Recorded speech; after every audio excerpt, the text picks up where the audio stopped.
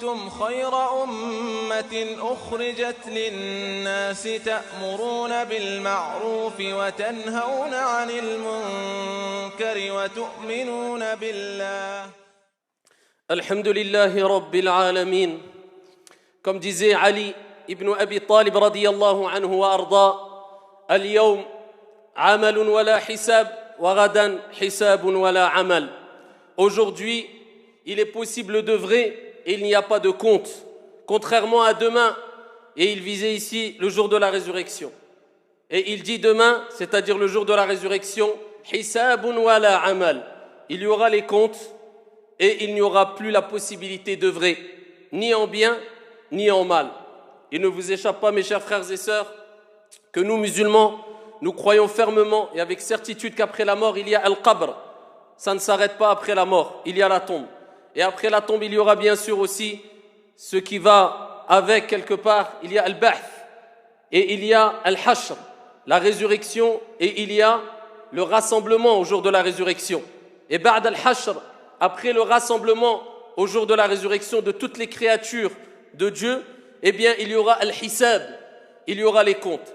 Et après al-hisab, après les comptes, il y aura al-mizan, il y aura la balance. Et après la balance, il y aura as-sirat, il y aura le pont. Et après le pont, il y aura soit la demeure éternelle au paradis, ou soit la punition en enfer. Allahumma arzuqna al-jannah ya rabbal alamin.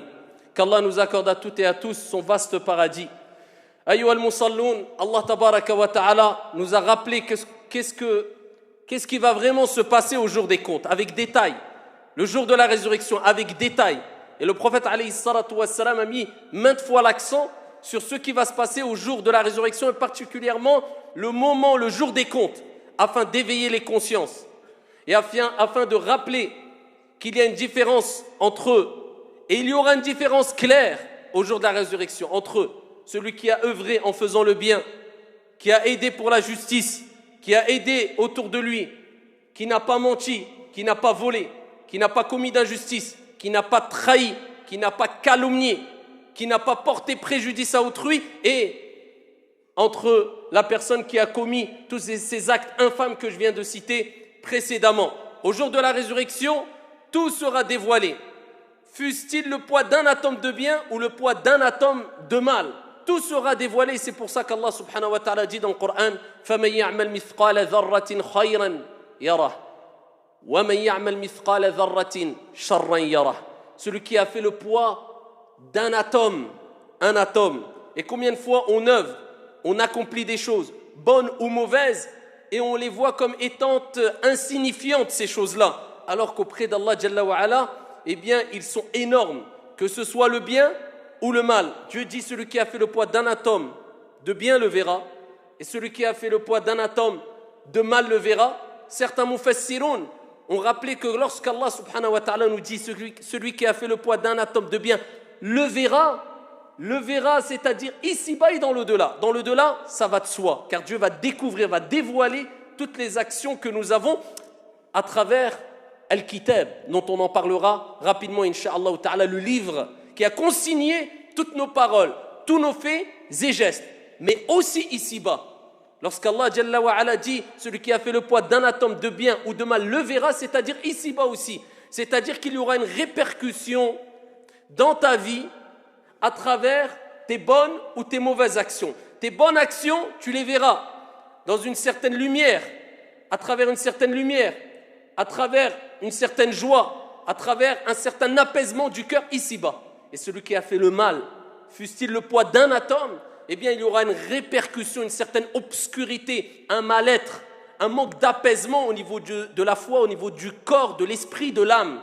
Donc tu le verras ici-bas et dans l'au-delà. Donc sache que tout le bien que tu produis, tout le bien que tu fais, toutes les bonnes actions que tu peux faire, eh bien il y aura une répercussion quant à ces actions bonnes ici-bas et de même pour les mauvaises actions, ici-bas et dans l'au-delà.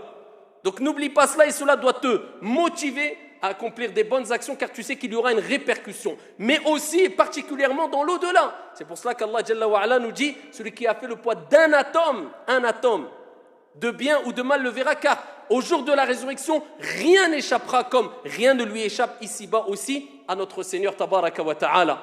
Allah Jalla wa Ala dit dans le Coran وَيَوْمَ نُسَيِّرُ الْجِبَالِ فَتَرَى الْأَرْضَ بَارِزَةً وَحَشَرْنَاهُمْ فَلَمْ نُغَادِرْ مِنْهُمْ أَحَدًا. Et le jour où on fera marcher les montagnes, au jour de la résurrection, et tu verras la terre nivelée, وَحَشَرْنَاهُمْ al-hashr, le rassemblement, et on les rassemblera, c'est-à-dire toutes les créatures d'Allah subhanahu wa ta'ala, toutes les espèces animales comme les humains, comme les djinns, وَحَشَرْنَاهُمْ فَلَمْ نُغَادِرْ مِنْهُمْ أَحَدًا, sans omettre un seul, au jour de la résurrection. وَحَشَرْنَاهُمْ فَلَمْ نُغَادِرْ مِنْهُمْ أَحَدًا وَعُرِضُوا عَلَى رَبِّكَ صَفًّا. Et ils seront tous alignés en rang devant leur Seigneur. لَقَدْ جِئْتُمُونَا كَمَا خَلَقْنَاكُمْ أَوَّلَ مَرَّةٍ. Vous êtes venus, vous vous êtes présentés à nous comme nous vous avons créé la première fois. لَقَدْ جِئْتُمُونَا كَمَا خَلَقْنَاكُمْ أَوَّلَ مَرَّةٍ بَلْ زَعَمْتُمْ أَلَّا نَجْعَلَ لَكُمْ مَوْعِدًا. Alors que certains d'entre vous prétendaient que nous n'allions pas tenir à notre engagement, notre promesse. Et Allah Jalla wa Ala dit dans le Coran al-Karim, et là, les livres seront posés. Les livres, al-Kitab, les livres seront posés. Et fatara al-mujrimin, et tu verras ici le criminel, ici qui dira Ya waylatana ma li hadha al-kitab la yughadiru saghiratan wala kabiratan illa ahsaha. Malheur à moi, qu'a-t-il ce livre-là? À nos maîtres de mentionner ni petit péché et ni grand péché. Qu'a-t-il ce livre-là? Et il dira malheur à moi. Pourquoi? Car il sera trahi par ses actions. Il sera trahi, et Dieu parle ici de la personne mauvaise. Il sera trahi par son mensonge qu'il avait caché. Il sera trahi par son injustice qu'il a essayé de cacher. Il sera trahi par sa tromperie qu'il a essayé de cacher. Il sera trahi par son vol qu'il aura essayé de cacher, par le mal qu'il a fait à autrui, par le meurtre qu'il a commis, par toutes ces mauvaises choses. Eh bien, le trahiront au jour de la résurrection. Pourquoi? Car tout ce que tu dis, tout ce que tu fais est consigné dans un livre, ya Abdallah. Et rien n'est oublié par Allah subhanahu wa ta'ala, car Dieu dit dans le Coran, et il nous rappelle quand toi tu oublies, lui n'oublie pas. وَمَا كَانَ رَبُّكَ نَسِيًّا. Et ton Seigneur n'oublie rien du tout. Et al-malaïka auront l'ordre de te ramener et de te présenter devant Allah subhanahu wa ta'ala, afin que tu prennes ton livre. Et certains prendront leur livre de la main droite. Allahumma ja'alna minhum. Et ceux qui prendront le livre de la main droite, ils diront avec joie, avec euphorie, avec sourire, regardez, j'y ai trouvé mon compte. Iqra'u kitabiya, lisez mon livre. Il voudra se joindre à ses bien-aimés, à ses frères, à ses amis qu'il a côtoyés. Et il se vantera en disant, regardez, j'y ai trouvé mon compte, lisez avec moi le livre. Et il lira les bonnes actions. Certes, il aura commis des mauvaises actions. Lakin Allah subhanahu wa ta'ala, sa miséricorde est vaste. C'était une personne qui s'est repentie.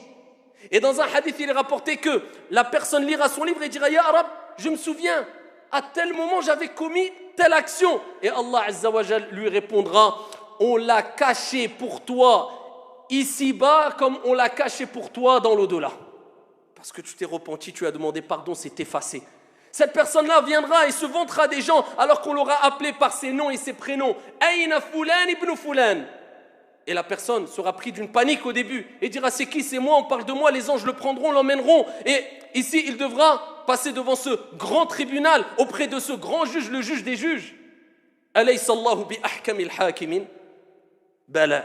N'est-ce pas Allah Azza wa Jal le plus sage des juges? Devant son Seigneur Tabaraka wa Ta'ala, et Dieu le jugera dans ce tribunal exempt de toute imperfection, de tout oubli, de toute erreur. Rien ne sera omis d'être mentionné. Et Dieu jugera avec parfaite équité. Et alhamdulillah, louange Allah subhanahu wa ta'ala, qu'il a, comme le prophète alayhi salatu wa salam, mentionné fi sahih, ici descendu une part de sa miséricorde sur terre. C'est cette miséricorde qui fait que les êtres humains entre eux éprouvent de la miséricorde, de la compassion, de l'amour, même les animaux. Et il a gardé 99 parts pour le jour de la résurrection. Rahmatullahi wasi'a. Sinon, comment on aurait pu s'en sortir au jour de la résurrection? Vous imaginez la miséricorde de Dieu. Dieu nous invite à rentrer au paradis. Dieu veut pour nous l'entrée au paradis, mais il y a une préparation à faire. Il y a une sincérité à avoir. Et il y a un minimum d'efforts à fournir, et le reste, Dieu s'en charge. Car Allah Azza wa Jalla, il sait très bien que Al-Kamalu Lillah, la perfection appartient à Dieu. Mais tu dois t'efforcer de faire le bien au maximum, de jour comme de nuit, et laisser des bonnes traces derrière toi. Quand tu meurs, les gens témoigneront pour toi. Ici-bas, avant l'au-delà, car dans l'au-delà aussi, les gens témoigneront. Et ils parleront en bien sur toi. C'était un homme bon, c'était un homme qui a été apprécié par les autres. Même par les non-musulmans, certains ont laissé de telles bonnes traces que, pas tous, car personne ne pourra faire l'unanimité, mais même beaucoup de non-musulmans, eh bien, témoignent d'eux, tellement qu'ils étaient bons. Husnul khuluq se dégageait d'eux, le bon comportement, la bonne moralité se dégageait d'eux. Eh bien, au jour de la résurrection, il y aura d'autres personnes qui prendront leur livre. Allah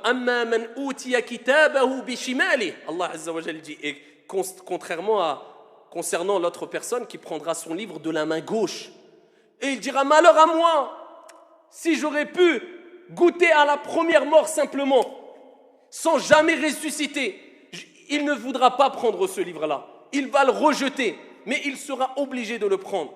Et Allah Azza wa Jalla, de par sa justice complète et parfaite et totale équité, eh bien, il lui montrera à travers la lecture de ses propres actions où sont ses erreurs, où ont été ses qualités. وَلَا يَظْلِمُ رَبُّكَ أَحَدًا.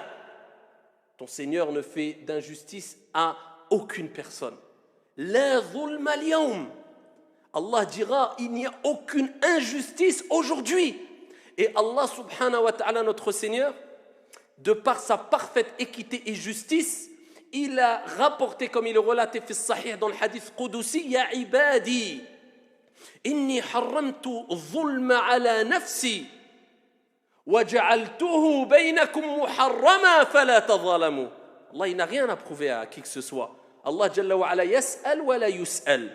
Il interroge et il n'est pas interrogé. Mais avec cela, il nous dit, ô mes serviteurs, ne commettez pas des injustices entre vous. Soyez pas méchants, injustes entre vous. Il rappelle que lui-même, il s'est interdit, subhanahu wa ta'ala, d'une manière qui convient à sa majesté, l'injustice à lui-même. À lui-même, il s'est interdit l'injustice, Allah subhanahu wa ta'ala. Au jour de la résurrection, il fera venir la personne qui a vraiment mérité. Et il lira son livre. Et ici, il se plaindra. Et il dira, mon argent, comme Allah l'a cité dans le Coran, mes biens m'ont servi à rien. Et mon autorité m'a abandonné et ne m'a servi à rien.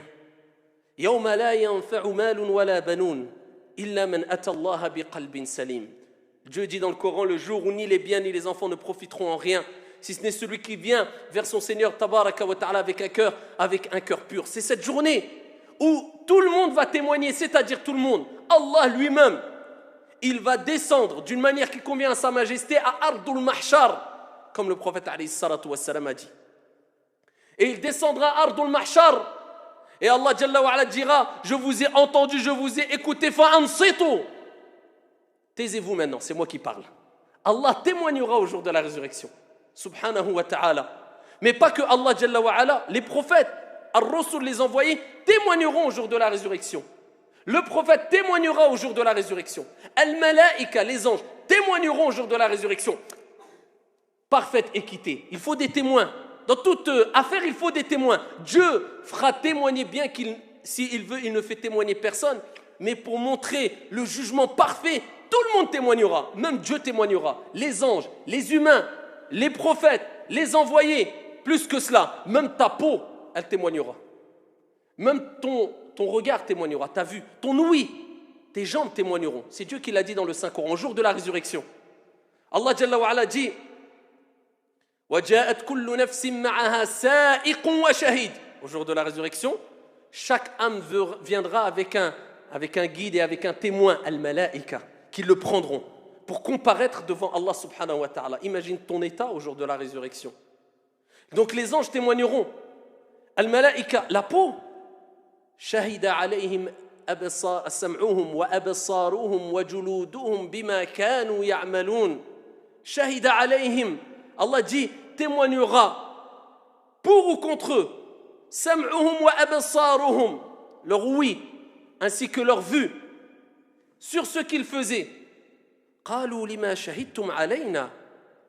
Ils diront, en regardant ici leur vue, leur ouïe, dans un autre verset coranique, al-julud aussi, la peau. Pourquoi vous témoignez contre nous? قالوا أنطقنا الله الذي أنطق كل شيء. La peau parlera, les membres parleront, diront, c'est celui qui nous a créé, Allah Jalla wa Ala nous a fait parler, celui qui fait parler toutes choses. Donc, même toi, tu témoigneras pour ou contre toi. Donc, tu ne pourras pas, Aïn al-mafar, kalla la wazar. Pas de fuite. Donc, même si tu veux te cacher, tu ne pourras pas. Tu vas être trahi par tes mauvaises actions si tu en as fait. Ou tu vas être confronté, Dieu merci, à tes bonnes actions. Et ta peau, ton être, ton corps, ce dépôt, cette amana qui t'a été prêté, car c'est un dépôt, ton corps. Tu ne peux pas en faire ce que tu veux. Et l'âme est sacrée.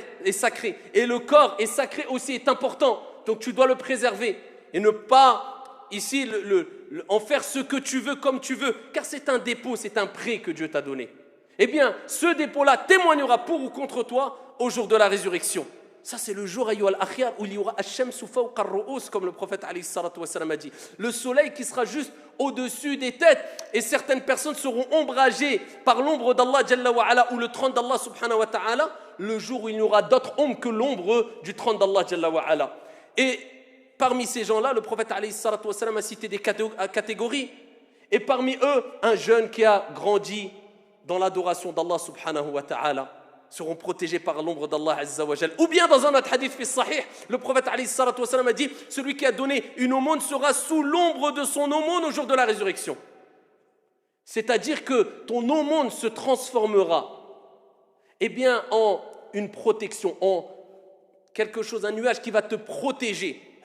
Le jour où le soleil sera juste au-dessus de ta tête. C'est quoi? Tes bonnes actions, tes aumônes. Donc toutes les actions que tu fais, tu les verras. Tu les verras. Tu verras ton aumône. Tu verras birrul walidayn, le bon comportement envers les parents. Tu verras tes bonnes actions. Tu verras ton aller-retour à la mosquée. Tu verras ton bon comportement. Tu verras tes bonnes actions. Tu le verras au jour de la résurrection. Tout cela se caractérisera de manière très concrète, ya Abdallah, et pas abstraite.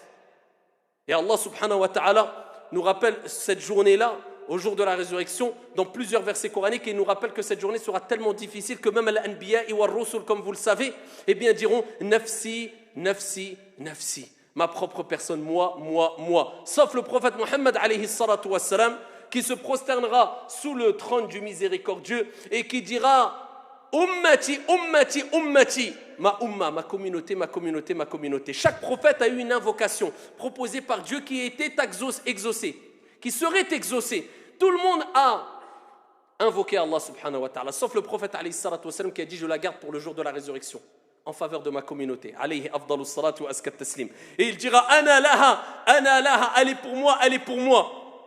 Ash-shafa'atul uzma, la grande intercession. Et au jour de la résurrection, la justice d'Allah sera tellement complète et parfaite qu'Allah Jalla wa Ala appellera même les animaux. Et il donne un exemple dans un hadith. Et il dit que même la bête qui est cornue, qui a donné un coup ici-bas à la bête qui n'avait pas de cornes, rendra des comptes au jour de la résurrection. C'est-à-dire, celle qui a reçu un coup alors qu'elle n'avait pas de cornes pourra rendre son coup à la personne qui l'a frappé. Ça, c'est les animaux. Que dire des êtres humains? Et c'est pour cela que le prophète sallallahu alayhi wa sallam a dit la première des choses sur laquelle rendra des comptes au jour de la résurrection l'être humain, c'est le mal qu'il a fait envers un autre être humain. Et il parle particulièrement de quoi? Safkud dima, l'effusion du sang. C'est la première des choses sur laquelle on rendra des comptes au jour de la résurrection concernant la relation horizontale qu'on a avec les gens. Première des choses, as-tu versé le sang? As-tu tué? As-tu été un meurtrier? As-tu fait du mal à autrui? Première des choses, le jour de la résurrection, ya Abdallah. Et parmi les premières des choses, ou la première des choses, kama qala alayhi salatu wassalam, sur laquelle on rendra des comptes au jour de la résurrection, concernant cette relation plus horizontale mais verticale avec Allah Jalla wa Ala, la première, c'est ce que recommandait le prophète sallallahu alayhi wa sallam, même lors de ces derniers instants, ces dernières minutes, ces dernières secondes, avant que son âme sharifa quitte son corps, il disait as-salah, as-salah, wa ma malakat aymanukum, la prière, la prière. Le prophète alayhi salatu wassalam n'a cessé de recommander la prière. Il est mort avec dans la bouche ou qui sortait de sa bouche ce mot-là qui est as-salat, la prière, parce que la première des choses sur laquelle on va rendre des comptes au jour de la résurrection, c'est la prière. As-salat. Et dans un hadith rapporté par At-Tirmidhi wal Bayhaqi bi sanadin sahih, le prophète alayhi afdalu salati wa askat taslim nous dit que le serviteur ne quittera pas l'esplanade des comptes au jour de la résurrection hatta yus'al an arba' عن عمره فيما أفناه وعن علمه ما عمل به. Le serviteur ne quittera pas l'esplanade des comptes. Au jour de la résurrection, tu ne quitteras pas les comptes.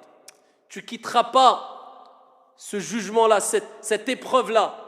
Tu n'y échapperas pas avant. Plein d'autres choses. Hein. Tu seras interrogé sur tout, on l'a dit. Toi, d'un atome de bien, tu le verras.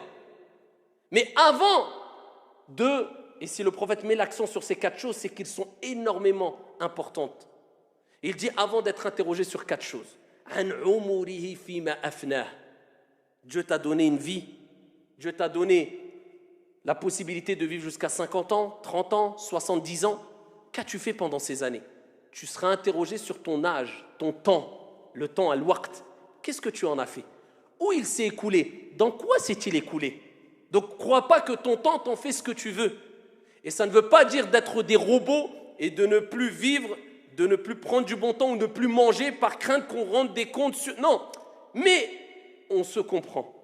Est-ce qu'on est quelque part apaisé sur cette question-là, le temps? Est-ce qu'on utilise à bon escient notre temps? Est-ce que ton temps, tu as utilisé un minimum de temps pour pouvoir évoluer? Bien sûr dans ta vie professionnelle, dans ta vie, mais aussi dans ta religion. Est-ce que tu as passé 60 ans et tu ne sais toujours pas lire le Coran?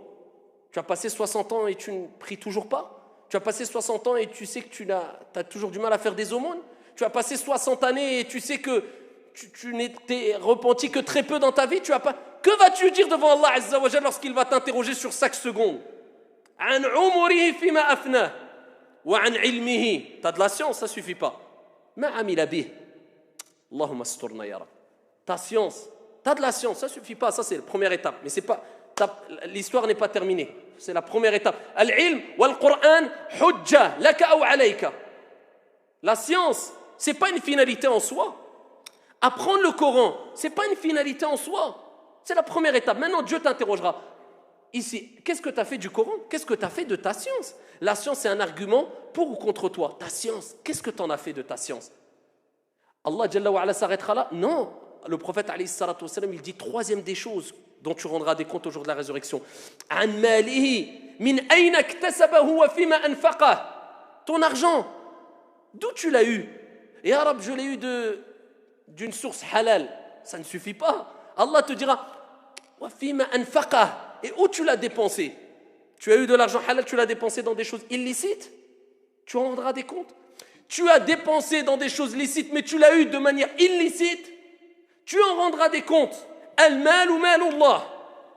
Les biens appartiennent à Dieu. Il te les a mis à disposition pour que tu puisses avoir accessibilité à ces biens de manière licite, bonne, pure.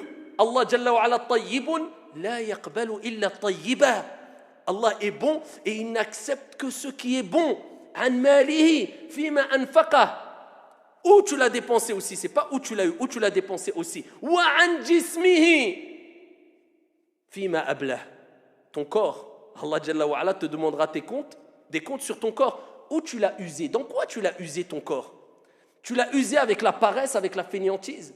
Tu l'as usé pour gagner de l'argent licite et pour suer et avoir de la nourriture licite, des vêtements licites et donner des aumônes et faire du bien autour de toi. Ou tu l'as usé en faisant l'illicite ou en faisant des choses contraires à ce que Dieu t'a demandé, en consommant des choses mauvaises. Tu rendras des comptes, ces 4 choses-là. Tu rendras des comptes sur tout, mais tu ne quitteras pas l'esplanade des comptes avant que tu rendes des comptes sur ces 4 choses-là. Billahi alaykum.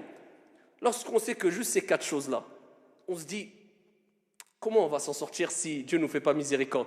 Que dire de tous les atomes de bien et de mal dont on devra rendre des comptes au jour de la résurrection? Donc ce n'est pas une mince affaire le jour de la résurrection, ya ibadallah. Il faut se préparer. Et la meilleure des choses, ou le meilleur des moyens, afin de se préparer pour le jour de la résurrection, eh bien, c'est de comprendre la parole de Ali radiyallahu anhu warda. Al-yawm amalun wa la hisab, wa ghadan hisabun wala amal. Aujourd'hui, on peut œuvrer, profite, mais il n'y a pas de compte. Mais demain, c'est l'inverse. Il y a les comptes, mais tu ne pourras plus. Même si tu veux, ya Rab, je veux faire trop tard, plus d'action possible au jour de la résurrection. Hisabun wala amal. اللهم استرنا ولا تفضحنا وكلنا ولا تكن علينا إن الله